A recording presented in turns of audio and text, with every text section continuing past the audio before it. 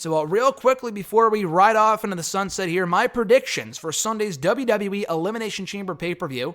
As of this recording, we only have 6 matches confirmed. I'm sure they'll add something for the pre-show, and they added like 3 matches to Super Showdown at the literal last minute last week. So I'm sure they'll do I'm sure they'll do the same with this show. There's no like one match I'm like not like very looking forward to, but it is worth noting neither of the World Championships will be on the line because Goldberg's in possession of the Universal title. Brock holds the WWE Championship. I mean, there's really, what are you going to do? So it doesn't really make much sense to have either championship defended here after they were both already defended at Super Showdown. Another reason why the Elimination Chamber should be pushed back for another point in the year, because right before Mania makes no sense. Which is why The Miz and Morrison defending their tag team titles inside the Elimination Chamber also makes no sense, because they just won the belts. They shouldn't lose them just yet.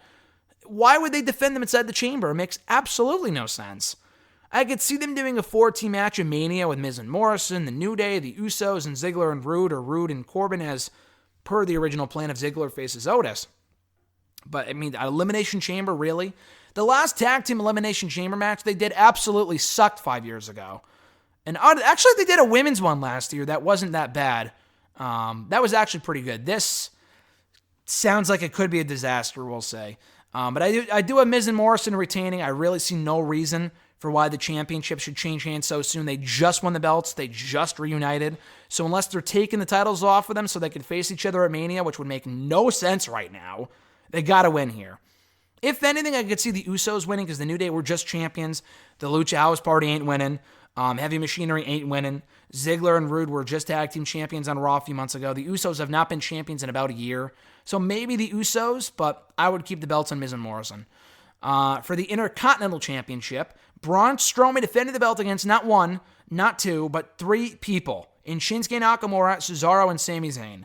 Who gives a fuck? The feud has been a complete waste of time. I love Strowman. I mean, I not love Strowman. I like Strowman.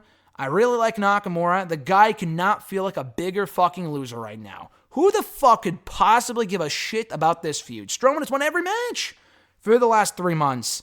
And it's great they're booking him strong, but it doesn't do these guys any favors. And why the fuck are they getting a rematch anyway? There's no rematch clauses, we were told a year and a half ago. Why are they doing a rematch? It makes no sense. They're fucking losers. And they're going to be even bigger losers after they lose here. So stupid. I would love if they changed plans. They gave the belt right back to Nakamura, which would mean nothing at this point, because he's been booked to look so weak. But Nakamura versus Bryan for the belt would be cool. But I assume they're keeping the belt on Braun, have him face Sheamus, which is also cool, but I think Nakamura and Bryan, if they do it, which they won't at this point, would have to be for the Intercontinental Championship. But who would even care at this point? Bryan is directionless, and Nakamura's a loser, so how much would that even mean, honestly, if they put the belt on Nakamura? But at the end of the day, Braun is still my pick. I still see him walking out still the Intercontinental Champion.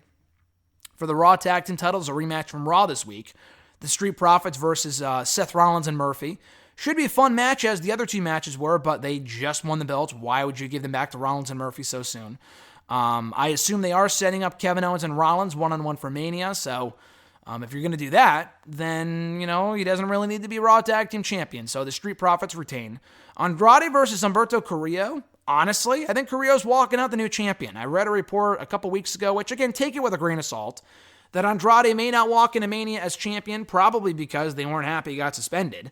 They didn't take the belt off of him before he got suspended, but it is interesting because he got pinned by R-Truth in fluky fashion at the Super Showdown show, and then he got pinned in that tag team match on Raw, which made sense. The R-Truth thing was just weird.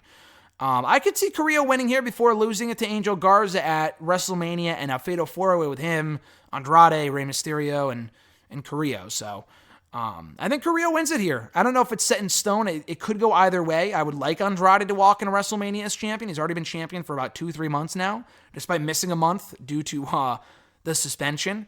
But yeah, I think Andrade loses it here to Carrillo before he drops it to Angel Garza at WrestleMania. So everyone gets a run of the championship, I guess.